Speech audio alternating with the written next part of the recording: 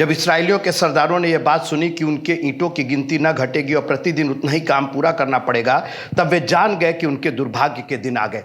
देखिए, इसको आप बड़े रूप में समझिए। ये इस्राएली लोग 400 साल से गुलाम थे और इनको परमेश्वर, इनको, मिस्रियों को नहीं, इस्राएलियों को परमेश्वर कनान देश ले जा रहा है। आप ही सोचिए, 400 साल जो गुलामी किए हैं, वो एक दिन में राजा बन जाएंगे। एक दिन में उनको कनान भेज दिया जाए। जिसको लिखना पढ़ना नहीं आता है, जो खाली गारा ईंटा और पुआल से काम चलाता है, वो कनान देश क्या करेंगे? कनान देश में जाकर के सब मारे जाएंगे। मैं फिरौन के मन को कठोर करूंगा, और किया परमेश्वर ने।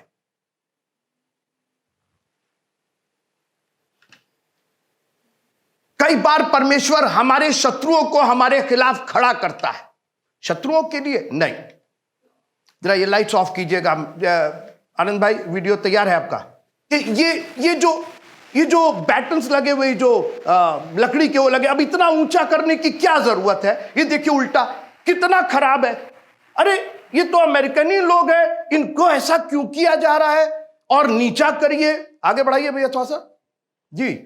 और इनको इतना कष्ट क्यों दिया जा रहा है? क्यों इनको इतनी ऐसी ट्रेनिंग दी जा रही है? हर तरीके से तोड़ के मरोड़ के। ये देखिए, ये गिर रहे हैं, ये ऐसे ऐसे गिर रहे हैं, ऐसे गिर। अभी तो आप पूरा देखिएगा तो आपके मतलब रोंगटे खड़े हो जाएंगे कि कर क्या रहे। वो देखिए भारी भारी वो है, और उनको उठा करके इनको चलना है, इनको दौड़ना है। ये कर क्या रहे हैं? ये क्यों इतना भार भार भार क्यों कर रहे हो? वो भार को हल्का करो भाई। और अमेरिकनी लोग अमेरिकन लोगों पर टॉर्चर कर रहे हैं, और उनका देखिए जबरदस्ती। मैं फिरौन के मन को कठोर करूंगा।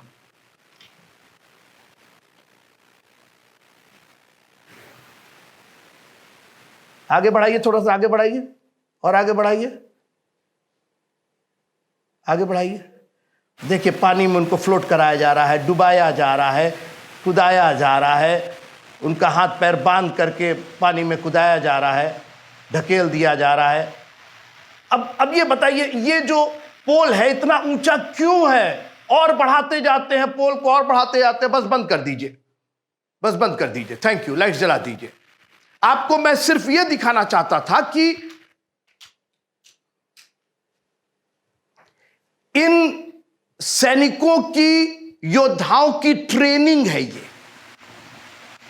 ये जो पोल आपने देखा इतना ऊंचा, और उसके ऊपर ऊपर नीचे, अच्छा इतना कर लेते हैं, उसके बाद और पोल को ऊंचा कर दिया जाता है। उनको ये तकलीफ, वो तकलीफ। क्यों ऐसा किया जा रहा है?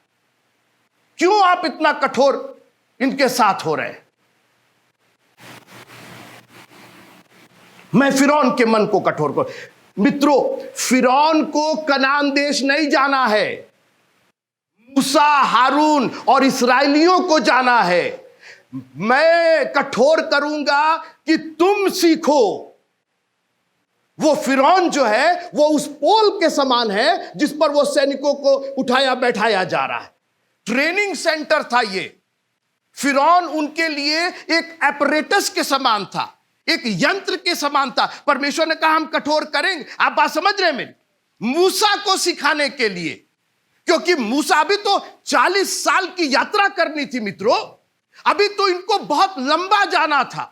अभी तो इनको कनान देश जा करके और उसको ऑक्यूपाई करना था। ये तो अभी ट्रेनिंग हुई नहीं थी इनकी। ये तो गए, झाड़ी में दर्शन देखे, चले आए, जाने दीजिए। इन्होंने अभी तो मुसीबत देखी नहीं थी, और इन्होंने अभी परमेश्वर का कमाल तो देखा ही नहीं था। अभी तो इस्राएलियों ने केवल मिस्रियों के कोड़े देखे थे, अभी तक केवल उनकी डांट सुनी थी। लेकिन अब जो 10 विपत्तियां आई, उसी में इस्राएली भी सीख रहे थे कि वो किस परमेश्वर की आराधना करने जा रहे हैं। 430 साल तक उनको यहोवा परमेश्वर के बारे में कुछ नहीं मालूम था, और इसलिए परमेश्वर ने कहा ऐसे निकाल देंगे तो तुमको तो समझ में नहीं आएगा, तुम उसकी वैल्यू नहीं करोगे। हम ये दिखाना चाहते हैं कि हम कौन है, हु एम आई, हमारी क्या औकात है। अभी तक तुमने फिरौन की औकात देखी थी, अभी तक तुम उसके हुक्मों पर चलते थे, अब मैं दिखाऊंगा कि मैं कौन हूं। और मुसीबत मिस्रियों पर जरूर आ रही थी, मगर सीख इस्राएली लोग रहे थे। फिर से सुनिएगा, मुसीबत विपत्तियां मिस्र में आ रही थी, मिस्रियों पर आ रही थी, मगर शिक्षा इस्राएलियों को मिल रही थी। और इसीलिए वो बार बार फिरौन के मन को कठोर कर देता था।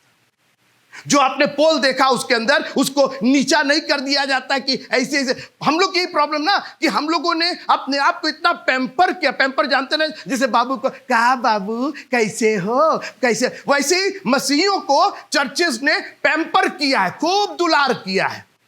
कोई भागने ना पाए, कोई जाने ना पाए, हमारा चंदा कम हो जाएगा, पादी साहब की तनख्वाह कम हो जाएगी। माफ कीजिएगा, यहां वो नहीं चलेगा। यहां तो आपको बूट कैंप में रहना ही पड़ेगा, आपको यहां ट्रेनिंग लेनी ही पड़ेगी। ये जो 10 विपत्तियां आई, ये इस्राएलियों को सिखाने के लिए आई कि जैसे मां के पेट में एक बच्चा 9 महीने तक रहता है, क्या हो रहा है वहां पर, क्यों नहीं एक ही दिन में बॉर्न हो जा रहा है। नहीं, 9 महीने वो अपने आप को तैयार कर रहा है इस दुनिया में आने के लिए। वहां उसकी आंखें बन रही हैं, वहां उसकी शक्ल तैयार हो रही है, हाथ पांव तैयार हो रहे हैं। एक भी अंग अगर वहां नहीं तैयार हुआ तो पैदा होने के बाद नहीं तैयार होगा। किसी को कोई भी बच्चा अगर हाथ नहीं है उसका और वो पैदा होने के बाद कभी आपने देखा हाथ उगते हुए? ना, इट्स गॉन, वो टुंडा ही रहेगा। अगर एक आंख नहीं बनी उसकी तो बोला अरे कोई बात नहीं, यहां नहीं बनी, बाद में बन जाएगी, बीए कर लेगा तो बन जाएगी। वो काड़ा ही रहेगा। वो एमए भी कर लेगा तो काड़ा ही रहेगा। उसको बनना था तो वहीं पर जहां पर ही वॉज इन मेकिंग। मैं आपसे विनती करना चाहता हूं मित्रों, ये ठीक है, ये समय कठिन जरूर है। ये समय आपको लगता होगा कि क्यों हम चर्च आ रहे हैं, क्यों हम दुआ करें, क्यों हम ये सब काम करें। मेहरबानी से इस समय के लिए ये नहीं है, ये जब आप आसमान में जाएंगे वहां ये काम आएगा। यीशु मसीह ने कहा अपने लिए स्वर्ग में धन इकट्ठा करो। आप यहां नहीं, स्वर्ग के लिए इकट्ठा कर रहे हैं। लेकिन जो आप यहां से इकट्ठा करें, स्वर्ग में जाकर के धन नहीं इकट्ठा होगा। मैंने कहा ना कि अगर वो एक आंख उसकी नहीं बनी मां के गर्भ में तो वो आकर के नहीं बन पाएगी मित्रों। वो काना ही रहेगा, वो अंधा ही रहेगा। और उसको वो बच्चा कहे अरे मेरे को आंख की कौन जरूरत है, यहां तो कुछ दिखाई नहीं दे रहा, मेरे हाथ को कौन जरूरत है, मेरे पैर। अरे प्लीज प्लीज अपने हाथ से बलवा मत करो, अपनी आंख से बलवा मत करो। मत कहो कि अरे मेरे को आंखें की जरूरत नहीं, क्या करेंगे आंख, रहने दीजिए, आधा ही बने रहने दीजिए। हाँ, जैसे चाइनीज लोग कहीं आंख बनाए ऐसे बना रहेगा आपका। अरे बन जाने दीजिए, आंख बन जाने दीजिए। अरे तो मेरे को यहां जरूरत नहीं है, नहीं बनेगी तो क्या होगा, बहुत कुछ हो जाएगा। एक दिन आएगा जब तुम पैदा होगे तो अंधे ही रह जाओगे, सूरदासी कहलाओगे। और मैं आपसे निवेदन करना चाहता हूं कि इस समय को बहुमूल्य जानिएगा। कई बार हमारी सुस्ती की वजह से क्या होता है, बच्चे को विटामिन नहीं मिला, कोई मिनरल नहीं मिले तो बच्चे का दिमाग नहीं बढ़ा, बच्चे की आंख नहीं बनी। ये हमारी, ये मां की ये जिम्मेदारी है, ये चर्च की जिम्मेदारी है कि बच्चों को फीड करे ताकि आपकी आंखें भी बन जाए, आत्मिक आंखें खुल जाए, आपके कान ऐसे हो जो सुन सके, आपकी जबान ऐसी हो जो खुल करके प्रभु की स्तुति और बड़ाई कर सके। एक भी मिनरल, एक भी विटामिन कम हो गया, थोड़ा सा आयरन कम हो गया, बच्चे का दिमाग मानसिक रूप से वो विकलांग हो जाएगा, शारीरिक रूप से विकलांग हो जाएगा। और आज बहुत से मसीही विकलांगता की स्थिति में है क्योंकि मां ने उनको फीड नहीं किया, चर्च ने उनको फीड नहीं किया। चर्च सिर्फ प्रोग्राम ही करते रहे, चर्च सिर्फ मीटिंग ही करते रहे, चर्च सिर्फ सेक्रेटरी और ट्रेजरर में बिजी रहे। किसी को परमेश्वर का वचन जो चिराग सा जलता है, हमको एक ऐसा वचन दे दीजिए जो हमारे अंग अंग को मजबूती प्रदान करे। हालेलुया। बहुत सी चीजें हमको यहाँ जरूरत नहीं है, लेकिन मेरा अंग इतना मजबूत हो जाए कि जिस दिन मेरा प्रभु मुझको लेने के लिए आए, मैं उसके साथ पूरे अंग के साथ, विकलांगता के साथ नहीं, अंधे होकर के नहीं, लंगड़े और मलूले होकर के नहीं, किसी दाग और धब्बे और झुर्री से भरे हुए नहीं। मैं एक ऐसी कलीसिया का मेंबर होना चाहता हूं जो अद्वितीय कलीसिया है, जिसके अंदर कोई दाग नहीं, जिसमें कोई धब्बा नहीं, जिसमें कोई झुर्री नहीं। वो परमेश्वर की महिमा से भरा हो और यीशु मसीह के लहू से धुला हो। हालेलुया। मित्रों, मूसा को सिखाया जा रहा था, मेरी बात सुनिए आप। मैं बहुत दिन तक परेशान था इसके लिए कि आप क्यों फिरौन का मन कठोर करते थे। एक तरफ आप कहते हैं तो ये तो बहुत गलत बात है, एक तरफ कहते हैं जाओ बोलो कि निकल जाए। आप बोलिए कितनी खराब बात है ना। एक तरफ आप कह रहे हैं कि जाओ फिरौन से कहो कि हमारे लोगों को भेज दे, और फिर जा करके फिरौन के कान में कह रहे मत भेजना मत भेजना।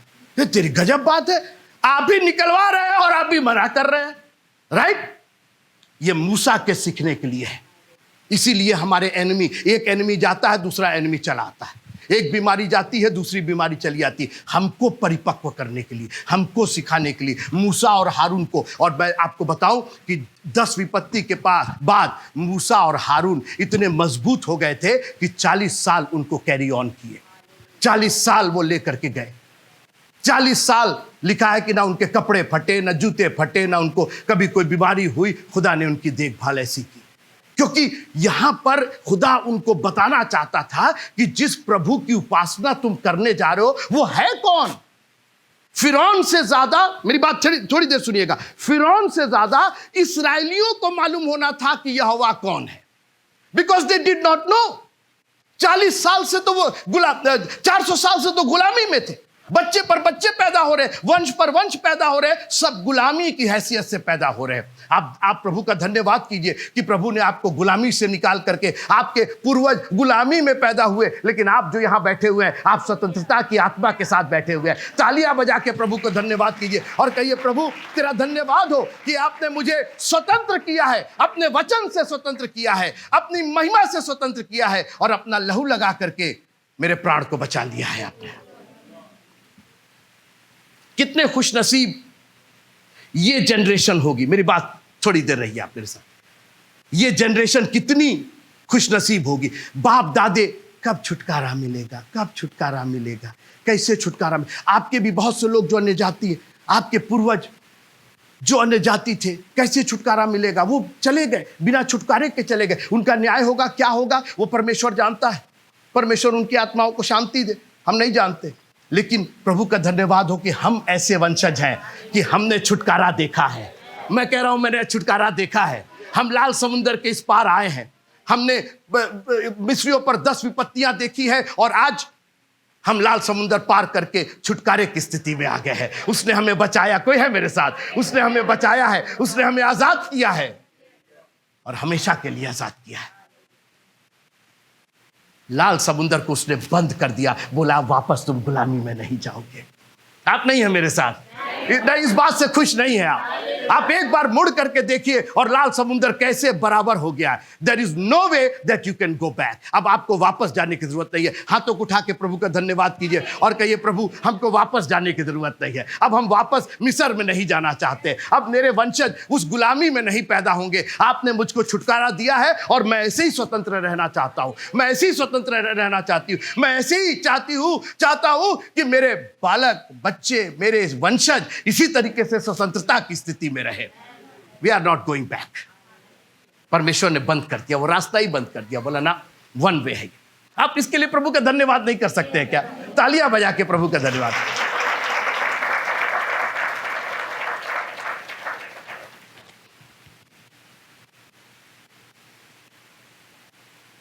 ट्रेनिंग नहीं होगी, कनान देश जाएंगे। सबको कनान देश का बहुत शौक। कनान की इंग्लिश नहीं, स्पेलिंग नहीं लिख पाएंगे।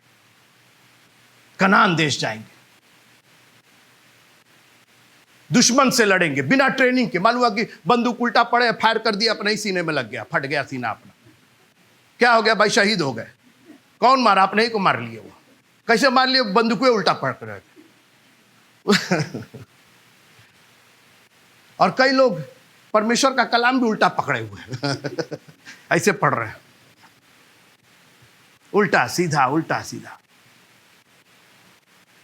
दुनिया की चीज हमको बताई गई, हम वृक्ष के समान हैं। अब मेरे साथ रहिए थोड़ी देर। हम वृक्ष के समान हैं, हम राजदूत हैं, उसकी संतान हैं, हम गवाह हैं, हम चेले हैं, ये सब है, जान रहे हैं ना आप? ठीक है, आज आपको एक और चीज़ बताते हैं। और हम क्या है, दूसरा तिमुथियुस, सेकंड तिमुथी।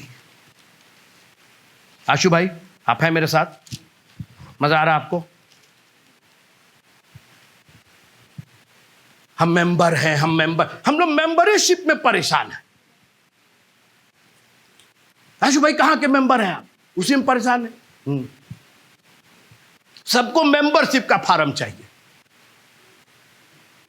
एक जगह कहीं बाइबल में आप मेंबरशिप दिखा दीजिए, वर्ड दिखा दीजिए मेंबरशिप। मेंबर है। मैंने कहा ना, हमको कई चीज बताया गया है। हम बीज बोने वाले हैं, हम उसके चेले हैं, हम प्रेरित हैं, हम शिक्षक हैं, रखवाले हैं, चंगा करने वाले, बहुत कुछ है। आज एक नई चीज आपको बता रहे, दूसरा तीमुथियुस उसका 2 अध्याय और उसकी 3 आयत। जी, मसीह यीशु के, किसी कलीसिया के नहीं, सीएनआई, पेंटिकॉस्टल, फलाना ठिकाना, दुनिया की बात। मसीह यीशु का कोई नाम नहीं लेना चाहता। हम फलानी जगह के मेंबर हैं, फलानी, उसी में हम पता नहीं कितने परेशान है, उसी में हम लोग प्राउड फील कर रहे हैं। अरे प्राउड फील करना है तो इस लाइन पर करिए जो पढ़ा जा रहा है। और मसीह यीशु के अच्छे, अरे बाप रे बाप, अच्छा उसमें अच्छा भी लगा क्या? ये तो हम पढ़े ही नहीं थे। देखिए, वाह, मसीह यीशु के, let's be a soldier of Jesus Christ, a good soldier. Sir आपके पास इंग्लिश वाली है, जरा इंग्लिश पढ़िएगा।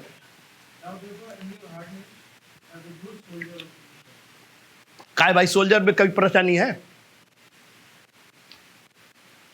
Good soldier. बहुत लोग सोल्जर हैं, गुड नहीं है। जानते हैं गुड कौन होता है? जो प्राण देने तक विश्वासियों के रहता है। एक ऐसा योद्धा जो जान देने तक, वो गुड सोल्जर है।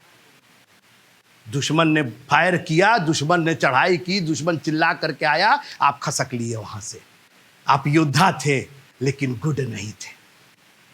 आपने तो सिचुएशन को देख करके आप तो भाग खड़े हुए। मसीह यीशु के, आज देखिए ये चीज हम लोग अक्सर भूल जाते हैं। हम लोग संतानें हैं उसकी, हम लोग को तो मिल जाएगा, पांव में जुतियां मिल जाएंगी, हाथ में अंगूठी मिल जाएगी। यहां पौलुस कह रहा कुछ नहीं। और अभी हमने पौलुस का पूरा लिस्ट सुनाया था ना आपको, कोड़ा, ये वो फलाना ठिकाना, पत्थरवाह किया गया, 39 कोड़े मारे गए, जोखिम ये रहा, डाकुओं का, अन्य जातियों का, भाइयों का, दुनिया की लिस्ट उसने दिया। और उसके बाद बिल्कुल ठीक ठाक। जानते हैं क्यों? क्योंकि उसने बूट कैंप किया था। वो जितनी बातें हुई थी उसको ट्रेनिंग थी। परमेश्वर ने डाकू भेजे थे।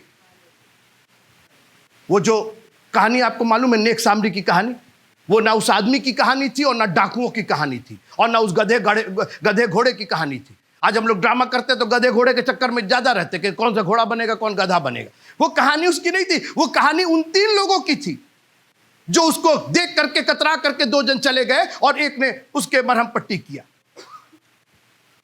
जो परमेश्वर हमारे लिए टेस्ट लाता है, जो परमेश्वर हमें दुख और मुसीबत, जो फिरौन हमारे सामने खड़ा करता है, प्रभु जी ये क्या तरीका है आपका? खबरदार जो आपने कहा, आप बूट कैंप से बाहर कर दिए जाए। अरे ये कौन तरीका है? ये इतना ऊंचा आप पाइप लगाए हैं, इसके ऊपर हम कैसे चढ़ेंगे? ये 100 किलो का वजन लेकर के हम चढ़ेंगे, हम घुटने के बल चढ़ेंगे, हम कीचड़ में आप देखिएगा, वीडियो देखिएगा, यूट्यूब पर जाकर देखिएगा, उनकी ट्रेनिंग देखिएगा। और आपको बोला है मसीह यीशु के अच्छे योद्धा के समान, you have to be a soldier.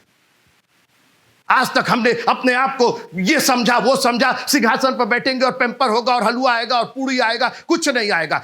मसीह यीशु के योद्धा के समान।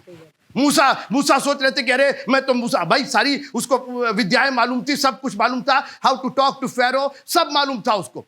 कहीं कुछ नहीं। फेरो ने कहा भगो यहां से, क्योंकि परमेश्वर ने उसका मन कठोर कर दिया था। इसलिए किया था कि मूसा को ट्रेनिंग मिल जाए, क्योंकि मूसा को अभी 40 साल जंगल में रहना था। अभी काऊ काऊ कचकच, अभी तो अपने लोगों से सुनना था। तो कहे पहले दूसरे से सुन लो, पहले नम्र और दीन हो जाओ। पहले जब तुम्हारे खिलाफ लोग फिरौन बोले तो पहले उसको सुनने के आदी हो जाओ, उसको सहने के आदी हो जाओ। अभी 40 साल अभी तुमको यही सहना पड़ेगा। जब खाना नहीं मिलता था तो कुड़कुड़ कुड़कुड़ बड़बड़ करने लगते थे। मित्रों, अपने आप को कठोर बनाइए, अपने आप को योद्धा की नहीं। 2-3 बातें योद्धा की करके हम खत्म करते हैं, सबको मालूम है। नंबर 1, योद्धा का मतलब डिसिप्लिन। Discipline, discipline. आप लिखिए, अपने बाइबल में लिखिए, आप कितने डिसिप्लिन है अपने बाइबल पढ़ने में और दुआ करने में। और डिसिप्लिन का मतलब जानते क्या होता है? Time to time. आप चर्च नहीं आ पाते हैं टाइम से, आप क्या डिसिप्लिन होंगे? आप क्या मसीह के योद्धा होंगे? हमको ये दे दीजिए, वो दे दीजिए, चंगाई दे दीजिए और भंडार दे दीजिए और सब ठीक रहे, और रोटी दे दीजिए, कपड़ा दे दीजिए, मकान दे दीजिए। मसीह यीशु के योद्धा के समान। आप हमको इसका एक्सप्लेन कीजिए। Are you a good soldier? A good soldier knows the time. आपको मालूम है मिलिट्री टाइम होता है, मिलिट्री। रेलवे टाइम जानते हैं ना, वैसे मिलिट्री टाइम होता है। उसके अंदर 1 नहीं बजता है, उसके अंदर 13 बजता है, उसके अंदर 14 बजता है। उनका अलग टाइमिंग होता है। और टाइम का मतलब जब बुलाया गया तो टाइम से आपको, टाइम का मतलब टाइम, 1 मिनट आगे नहीं और 1 मिनट पीछे नहीं। क्योंकि जब दुश्मन की गोली आएगी ना, तो गोली कहेगी अच्छा रुक जाओ, 8:05 पर लगेंगे इसको, अभी आया नहीं है, ये गोली अटकी हुई है, आया नहीं है, आया नहीं है, आया नहीं, कहाँ रह गया, कहाँ रह गया ये? हाँ, इसका साइकिल पंचर हो गया, ऑटो पंचर हो गया, कहाँ रह गया ये? गोली अटकी हुई। जी नहीं, गोली जब फायर होगी ना तो सीधे आकर आपको लगेगी। गोली टाइमिंग नहीं देखती। शैतान टाइप, अरे अरे अरे अरे अरे, आप बात कर रहे हैं? आप क्या योद्धा होंगे? आप क्या लड़ेंगे? आपका बैरी लिखा है कि वो हर समय इस फिराक में रहता है कि किसको फाड़ खाए। आपका तो समय ही नहीं है। आप तो अपना करीब, दुनिया के पास दुनिया का समय है हमारे पास, लेकिन योद्धा होने के लिए हमारे पास समय नहीं है। और आपका बैरी हर समय खोज रहा है। और बाइबल कहती है मैं हर समय यहोवा को धन्य कहूंगा और उसकी स्तुति निरंतर। जानते हैं इसका मतलब क्या हुआ? ऑलवेज मेरी गन जो है, मेरे प्रशंसा की गन, हाँ, और मेरे उसको स्तुति और प्रशंसा का जो तोप है और बंदूक है और जो मेरा गन है 24/7 तैयार है। आओ एनिमी, कहां से आओगे तुम? आप है मेरे साथ? प्रेज द लॉर्ड बोले। मसीह योद्धा के, मसीह यीशु के अच्छे, सब लोग बोलिए अच्छे, हाँ अच्छे, योद्धा नहीं, योद्धा नहीं। अगर आप योद्धा हैं और अच्छे नहीं हैं तो आप बेकार हैं। एक बंदूक है, चम चम चम चम, चम चम चम चम, कहा भैया फायर करना, फायर नहीं करती, खाली चमकती है, चमका देंगे दुश्मन। बंदूक चमकाने के लिए है, उसके चमक से डरेगा वो। चमचम चमचम बाहर से हो गया, अंदर चिराग जल ही नहीं रहा है, परमेश्वर का कलाम है ही नहीं। मसीह यीशु के अच्छे योद्धा रहे। तो योद्धा की एक सबसे अच्छी खूबी क्या, कि वो क्या होता है? टाइम होता है। सब लोग बोलिए टाइम। अनुशासित, अनुशासित, टाइम, टाइम, टाइम से उसको पहुंच जाना है, because he is a soldier. Enemy आपको नहीं देख कर कहेगा कि रुको ये 10:10 पे आते हैं, 10:15 पे आते हैं, बल्कि एनिमी कोई है मेरे साथ? प्रेज द लॉर्ड बोलने के लिए। कारगिल का युद्ध आपने सुना होगा, कारगिल का युद्ध सुना था ना, बहुत भयानक युद्ध हुआ था। उसमें हुआ क्या था? हुआ ये था कि पाकिस्तान और इंडिया की सेना जो है, जब जाड़ा होता है तो बहुत ऊंचाई पर लोग रहते हैं, बर्फ बहुत होती, ठंड होता है, तो दोनों इस बात को साझा करके और दोनों सेना नीचे चली आती, घाटी में चली आती है, और जब तक बर्फ पड़ता है तब तक नीचे ही रहते हैं। दोनों का ये साझा है कि कोई नहीं जाएगा ऊपर। पाकिस्तान ने धोखा किया। मार्च अप्रैल में, मई के फर्स्ट वीक में, फिर जब गर्मी पड़ने लगती तो फिर दोनों सेना जाकर के मोर्चा संभाल लेती। पाकिस्तान ने धोखा किया, मार्च अप्रैल में ही अपने सैनिकों को बैठा दिया वहां पर, पहले ही बैठा दिया। और जब इंडियन आर्मी नीचे से जा रही थी तो उनको पहाड़ पर से दिखाई दे रही थी इंडियन आर्मी, दनादन उन्होंने कई ट्रक उड़ा दिए। जब ट्रक पहुंच नहीं रहा था, उधर से आवाज नहीं आ रही थी, तब बेस को पता चला कि अरे भाई ट्रक तो पहुंच ही नहीं रहे। फिर कारगिल का युद्ध हुआ। अरे आपका एनिमी आपसे ज्यादा आगे है, वो आप 10 बजे आते हैं, वो 9:30 बजे से आकर के 9 बजे से आकर के यहां तहलका मचाया हुआ है। मसीह यीशु के अच्छे योद्धा की नहीं। अरे मैं चर्च जाता हूं, मैं तो चर्च जाता हूं। आप चर्च जाते होंगे, आप अच्छे नहीं, आप अच्छे चर्च नहीं जाते, आप अच्छे अटेंडी नहीं है। अच्छा अटेंडी टाइम से जाता है, बिल्कुल। आप है मेरे साथ? एक और खूबी है बहरा सैनिक देखे हैं? सैनिक इधर आओ, अरे दुश्मन आ रहा है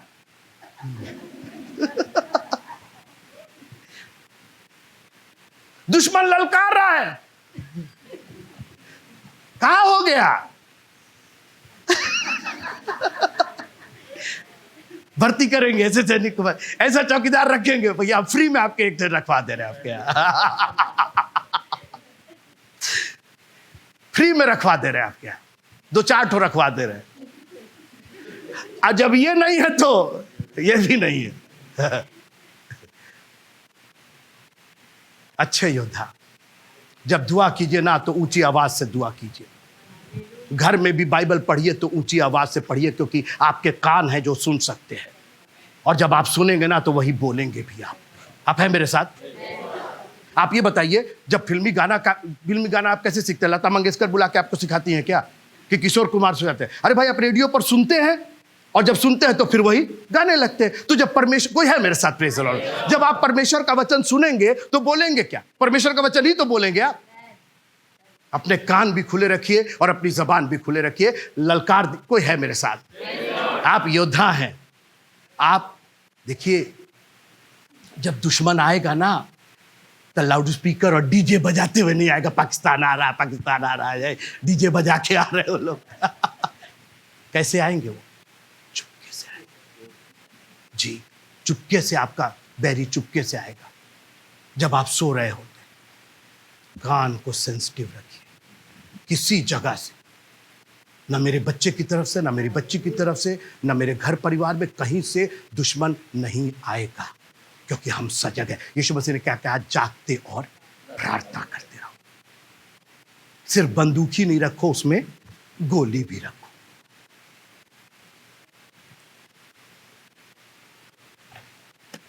बहुत कुछ कहा जा सकता है योद्धा के बारे में, आपको मालूम है। एक और बात,